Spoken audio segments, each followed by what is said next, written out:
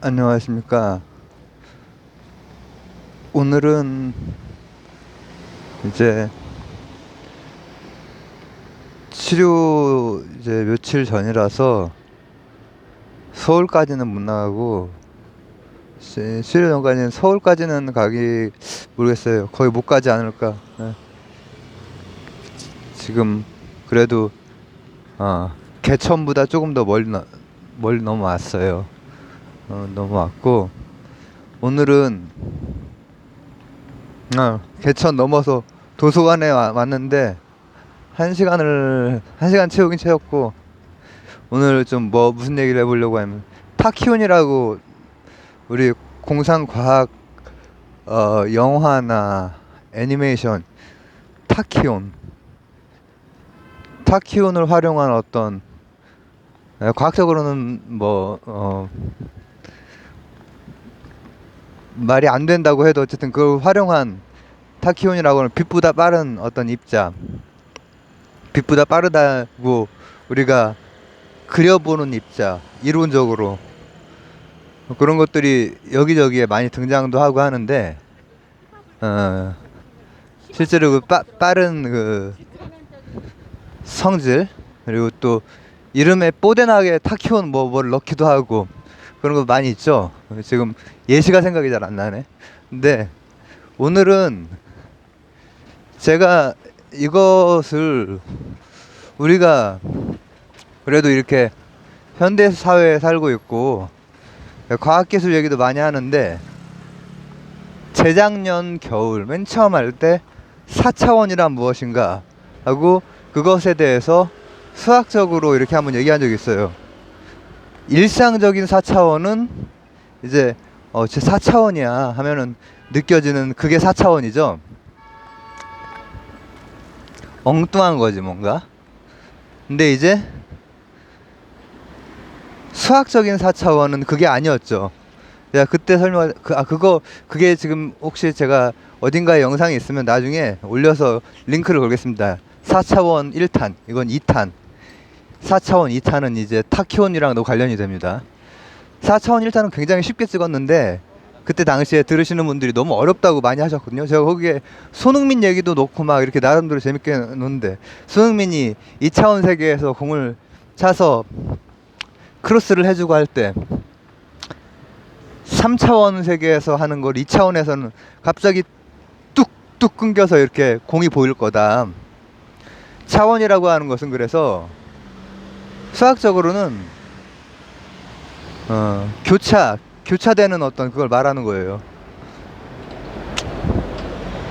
그래서 1차원이 되면 0차원 당연히 그냥 0점일 거고, 그 다음에 1차원은 이제 선 하나가 있을 거예요. 2차원은 교차되는 거, 직교가 돼야 돼요. 2차원 좌표가 찍히죠.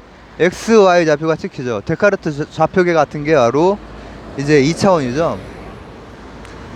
그럼 3차원은 x, y라고 하면은 그 x와 y를 포함하고 있는 어떤 면이 있을 거 아니에요. 그 면에 쑥 교차를 시키면은, 직교하게 만들면은 Z축을 만들 수가 있죠. 그럼 X, Y, Z, 이게 3차원 공간이에요. 수학적으로는. 그렇기 때문에 수학적으로는 4차원이 없죠. 이해가 가시죠?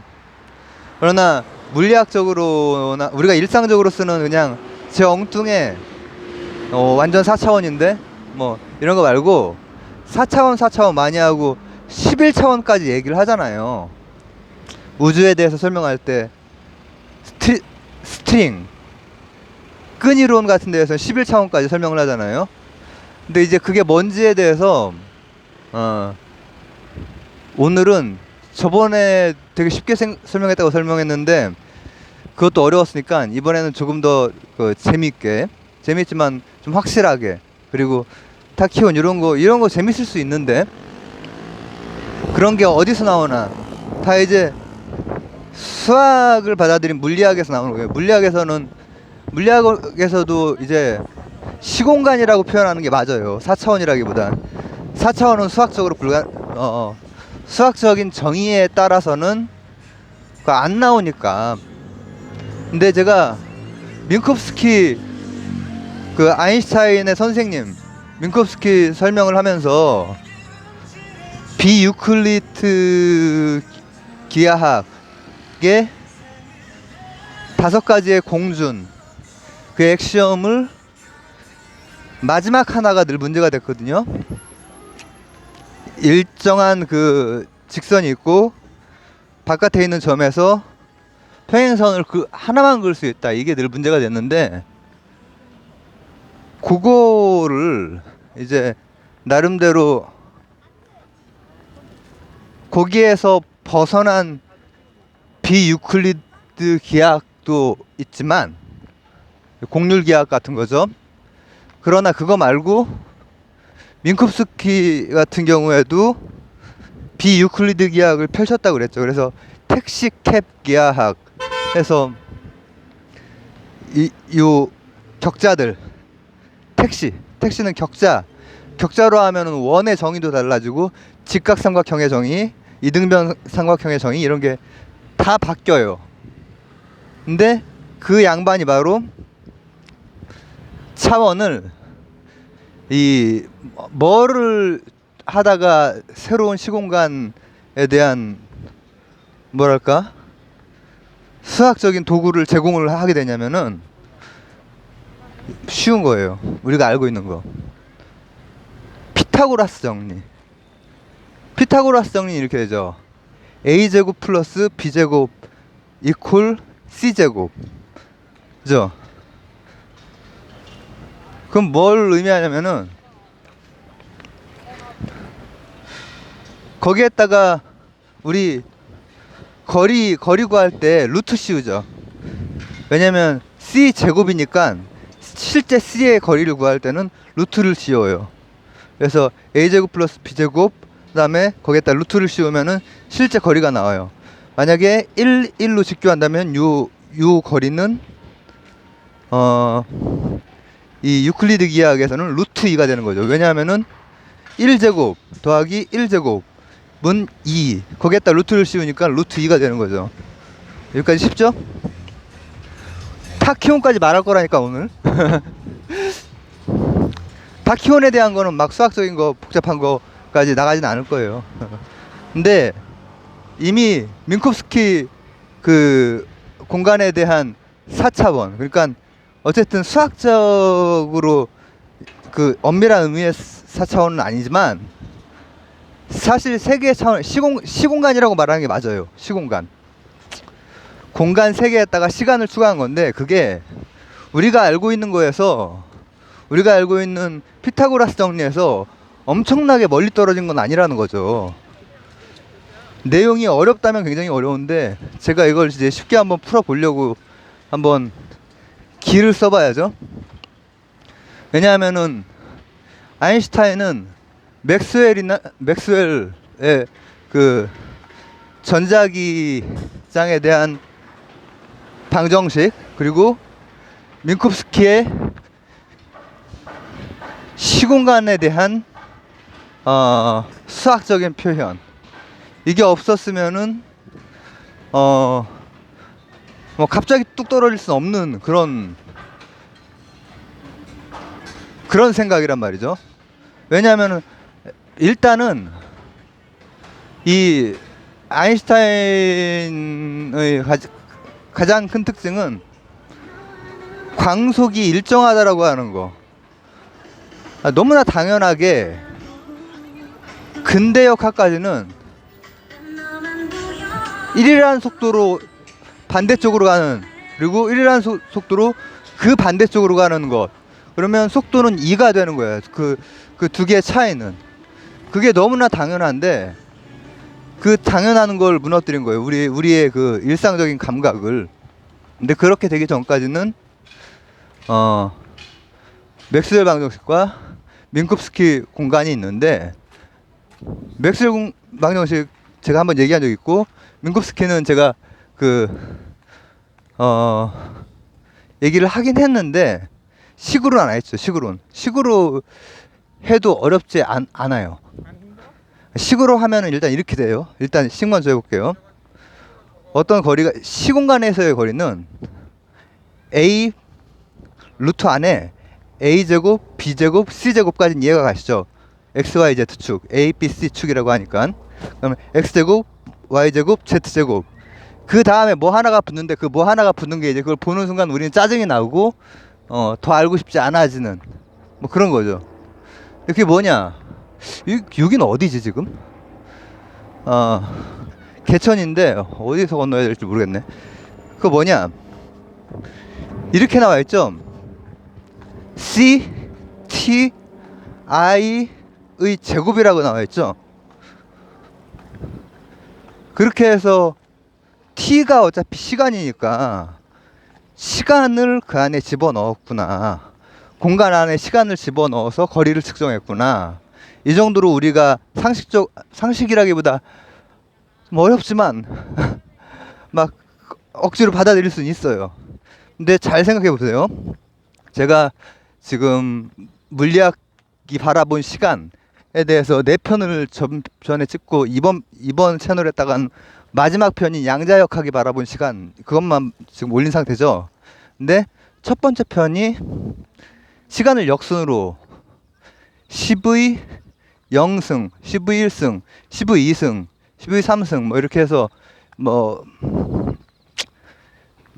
1년 전 뭐 몇백만 년 전 뭐 이렇게 하다가 뭐 10억 년 전 이렇게까지 갔죠. 이렇게 해서 물리학적 시간을 한번 봤죠. 그다음 그게 첫 번째였고, 세 번째는 상대성 이론이 바라본 그 시간, 상대적인 그 시간에 대해서 봤고, 두 번째가 뭐였죠? 시간에 대해서 본다고 해놓고 공간에 대해서 한참 봤죠. 광년, 백광년, 200광년, 안드로메다, 마젤란, 그리고 무슨 성운 이렇게 봤죠. 이게 바로 이런 것들이 이 과학적으로 수학적으로 다 연결이 되어 있는 거예요. 연결이 되어 있는 건데 제가 이제 지금 재작년 겨울부터 시작해서 지금까지 거의 식을 고등학교 1학년 이상의 식을 거의 안 쓰면서 지금 하다가 오늘 이제 고등학교 2학년 식을 쓰는 셈인데, 근데 그것도 내용이 아무것도 아니거든요, 사실.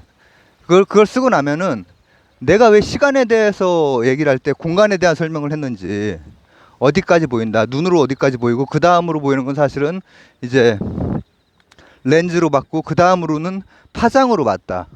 그래서 아주 먼 곳은 파장으로 본다. 뭐 이런 얘기를 했었죠. 근데 그게 바로 왜 공간을 봤냐? 우리는 그 공간을 뭐 마젤란 성운이면 뭐 100만 뭐 150만 광년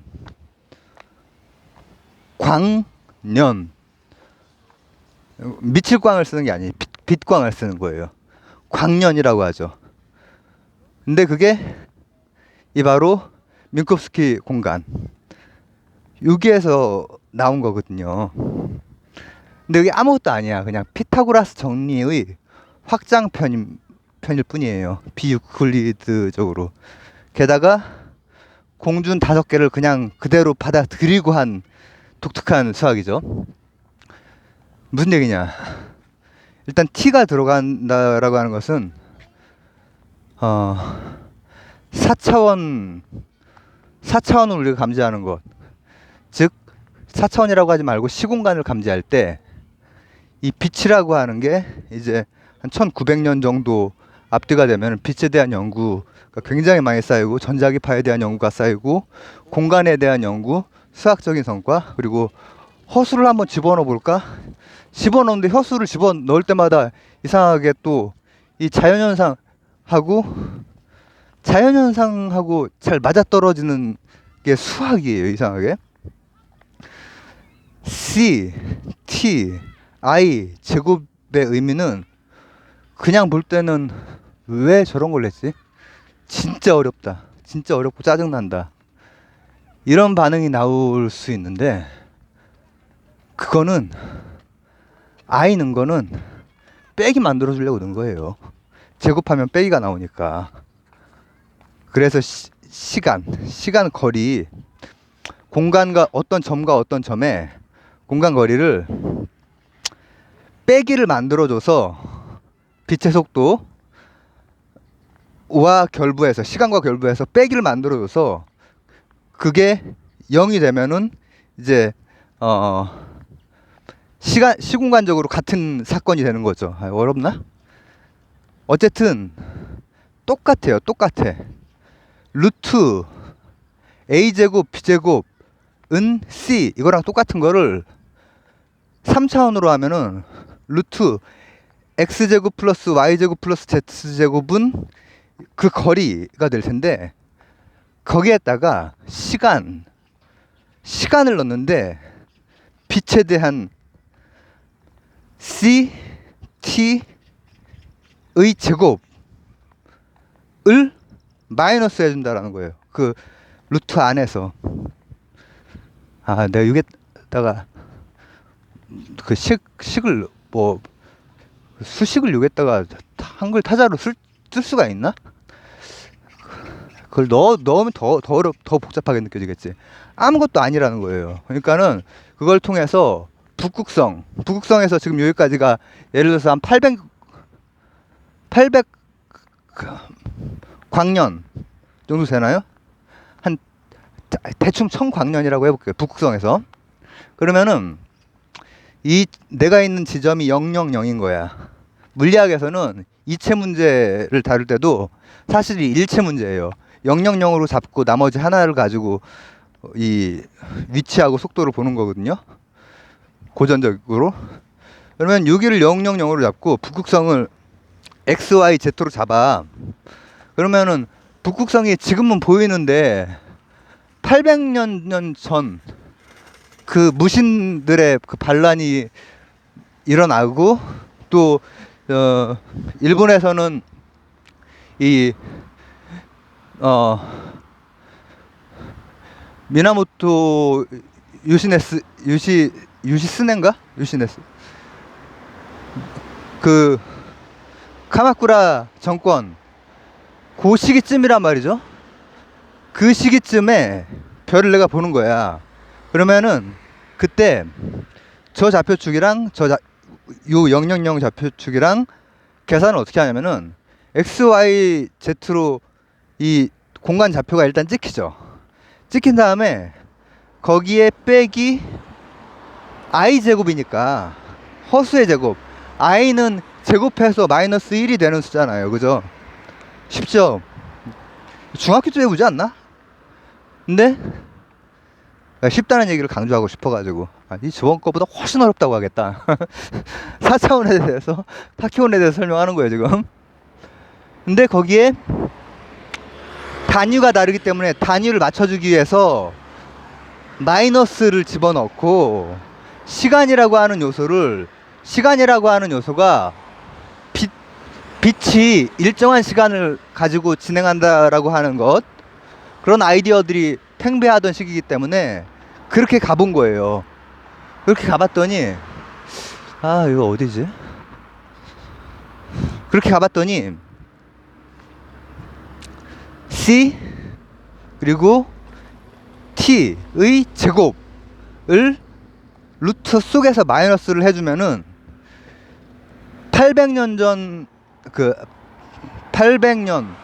전 사건과 지금의 사건과의 그 시공간적으로 딱 0이 되는 그 순간을 포착을 할 수가 있는 거죠. 그래서 우리가 어떤 거리를 계산할 때 저거는 800광년이야. 100만 광년 떨어진 은하야 하면은 그러면 지금 보고 있는 그 순간이 100만 년 전에 그 순간이구나. 시간이랑 공간, 그 관계를 굉장히 뜬금없이 나온 듯 싶지만 그 시기에 전자기학이라든지 맥스웰 방정식이라든지 아니면은 수학적으로 이제 민코스피 민급스키 같은 분은 어쨌든 좀 독창적인 그 좌표계를 도입을 한 셈이에요. 왜냐하면은 시공간 좌표계니까. 우리가 보통 4차원, 4차원이라고 뭐 물리학적으로 불러볼 수도 있는, 물리학적으로는 이제 그냥 차원의 문제로 하니까. 그러나 4차원은 정확하게는 시 공간이죠. 근데 그렇게 하다 보니까 어떤 게 이제 또 어떤 데로까지 한번 그 비약을 하게 되냐면은, 이제 아인슈타인 같은 사람도, 아인슈타인 선생도 그런 것들에 영향을 받아서, 그러면은 빛의 속도는 일정해. 여기에서 멀어지든 가까워지든 상관이 없는 거야. 상관이 없이 맞아 떨어질 수 있는 거야. 그리고 나서는 물체가 빛의 속도에 아주 가깝게 갈 수는 있어, 이론적으로. 근데 이제 그렇게 되면은 엄청난 에너지가 필요하지, 그죠? 근데 그게 플러스의 세상이라면, 양의 세상이라면, 마이너스의 세상, 허수적인 세상에서는 타키온이라는 물질이 있지 않을까. 우리가 알고 있는 요 입자들은 다 그 타키온의 반대인 타디온, 질량을 가지고, 질량 때문에 속도를 내려면, 빛의 속도까지 가려면은 엄청난 에너지가 필요한 거야. 그리고 그 빛의 속도를 방금 말한 그 4차원 있죠? 4차원을 단순화시켜서 공간축 한계, 그리고 시간축 한계. 시간축 한계라고 하는 거는 광속의 시간을, 광년을 말하는 거예요. CT라고 해요, CT. 이 공간축은 X라고 하고, 위쪽은 CT. C라고 하는 게 이제 광속이고, T라고 하는 게 시간이잖아요. 우리가 몇만 광년, 100만 광년 할 때. 이 두 개를 해서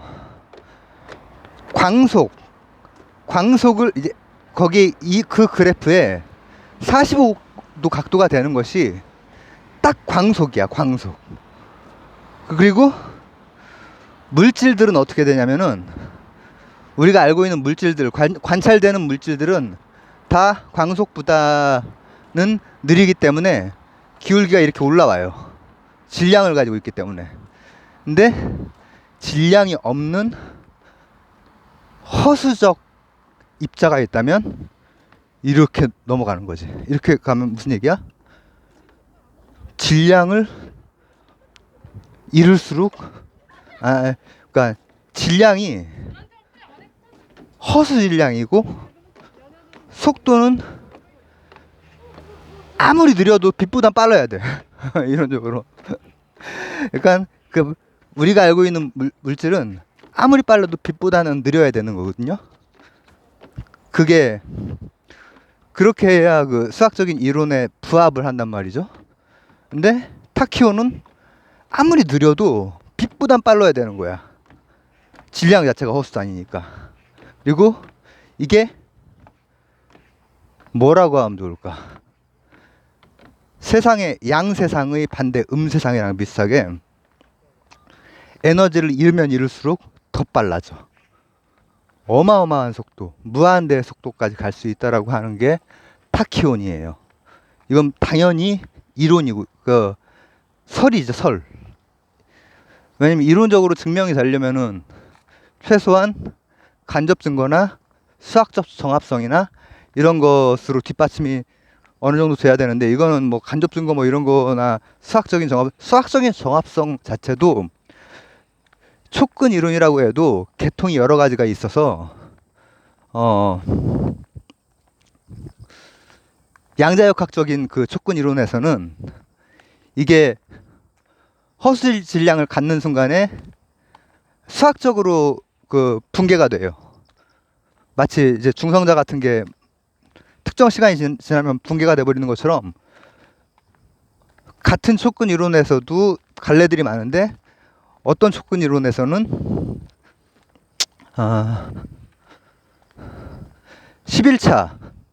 11차의 그 수식 안에서 타키온이 가능하다라는 거지. 근데 지금 제가 말한 것은 4차까지의 그 어떤 수학적 공간을 제가 X, Y, Z 우리가 잘 알고 있는 거. 그 다음에 C, T. C 뭐 아무것도 아니잖아요. 광속. T 시간. 초가 됐건 뭐 광년이 됐건 그죠? CT니까 광년이네 그죠? 그다음 I 제곱. I 제곱은 그냥 빼게 해주려고 한 거야. 근데 이 물리학이나 수학에서 허수를 씀으로 해서 이상한 그 물질 세계에 가시적이지 않고 또 우리 상식에 부합하지 않는 현상들, 여러 가지 그 현상들이 수학적으로 따져가는 거랑 어쩔 때 탁탁 들어맞기도 하거든요. 그래서 타키온에 대해서도 같은 물리학자라고 해도 있을 것이다. 혹은 그거는 있을 리가 없다. 뭐 이렇게. 근데 이 사람들이 뭐 다 추측 비슷하게 그렇게 하는 게 아니고, 그러니까 뭐 이기론을 펼치는 그 동북아 한자 문명권의 그 사람들의 그런 스타일의 논쟁이 아니고 논의가 아니고 정확하게 자신의 그 수학적인 근거를 가지고 있는 거죠. 야 이렇게 되면 식이 이렇게 돼 버리잖아. 뭐 이런 거죠. 그런 식에 대해서는 이제 설명하기는 굉장히 좀 어렵긴 하지만 뭐 나중에 뭐 기회가 되면은 이걸 진행을 해 나가면서 아주 높은 차원의 그 조금 난이도 있는 그 물리학까지도 한번 말이나 약간의 수식으로 풀어보면 재밌겠죠. 근데 오늘 거 요약을 할게요. 오늘 게 되게 중요해요. 왜냐하면은 별게 아니다라고 하는 걸 우리가 알기만 해도 굉장히 왜냐하면 이게 벌써 그런 논의들이 100년 전의 일이고, 그리고 이를테면 입자들 중에서 힉스 입자 같은 경우에는 간접 증명으로 돼서 이제 호호백발 노인이 돼가지고 그 노벨상을 타고 하잖아요. 그러니까는 타키온도 한번 상상을 해볼 수 있는 거지. 타키온이라고 하는 것은 자 요약. 우린 피타고라스 정리를 알아요. 수학. 피타고라스 정리는 그렇게 복잡하지가 않아. x제곱 플러스 y제곱 은 직각이기만 하다면 요 빗면의 제곱값과 일치한다라는 거죠. 근데 한 번 더 확장해서 공간으로 넓히면 x제곱 플러스 y제곱 플러스 z제곱은 3차원적인 공간의 빗면의 제곱과 일치한다는 거죠. 그럼 실제 거리, 디스턴스를 구하려면은 루트만 씌우면 되는 거죠. 그죠? 거기까지는 이해가죠? 그건 이제 철저하게 공간에 대한 논의예요. 공간. 근데 민콥스키라고 하는 양반은 그 당대의 과학계의 그 분위기, 수학계의 분위기 그 안에서 새로운 기하학도 탄생하고 있고 막 이러던 차에 자신의 이분도 새로운 기하학인데 다른 기하학이랑 또 다르단 말이죠. 5개의 공준을 만족을 해요. 만족을 하는 기하학을 했던 분인데 그분이 공간에 대해서 이렇게 생각을 해본 거예요. 4차원 공간, 즉 시공간. 수학적으로는 4차원이라고 말할 수 없지만 물리학적으로는 그냥 시공간 혹은 그냥 차원이라고는 말할 수 있겠죠. 차원, 5차원, 6차원, 11차원. 수식적으로 그냥 나오는 값이에요. 그리고 그것이 x, y, z 제곱까지는 우리가 쉬운데 그 뒤에 붙는 게 지랄을 맞단 말이죠. c, t, i의 제곱이래. 거기에다 루트를 씌우라는 거야. 근데 그게 알고 보면은 광년 계산할 때 마이너스 값 안쪽에 넣어주고 그리고 광년 계산하기 위해서 c하고 t 그걸 넣어준 것 뿐이에요. c가 광속이고 t가 이제 시간이니까. 그걸 통해서 아인슈타인이 이 빛의 속도가 일정하다라고 하는 것에 대한 그러니까 특수상대성 이론은 민콥스키 공간 그리고 맥스웰의 전자기장 이런 배경에서 이제 나온단 말이죠. 근데 그걸 조금 더 단순화시키, 조금 더 변형하면은 아예 공간을 한 축, 그다음 광년을 한 축. 그러면은 45도 각도가 바로 빛이에요, 빛. 근데 우리가 알고 있는 모든 입자, 우리가 현실에서 이렇게 하는 것들은 빛 아무리 빨라도 빛보다 좀 느려. 타디온. 그거는 기울기가 이렇게 돼. 이렇게. 근데 만약에 이론적으로 이것도 수학적으로 허수 쓰면서 공간, 시공간이 함께 이렇게 됐잖아요. 광년으로 표현을 하게 됐잖아요. 허수 질량을 가진 입자가 있다면은 이 기울기보다 이렇게 되는 아무리 느려도 빛보다 빠른 입자가 있을 수 있다라고 하는 것. 그게 이제 우리가 타키온 하는 그것이고, 그리고 이제 그것에 대한 것은 정립이 안 됐어요. 왜냐하면은 무슨 간접 증거는 고사하고 수학적으로도 이 같은 끈 이론 내에서도 스트링 시어리 내에서도 갈리기 때문에 수학적으로. 그래서 오늘은 간단히 뭐라고 할까, 4차원과 타키원에 대해서 얘기 나눠봤습니다. 감사합니다.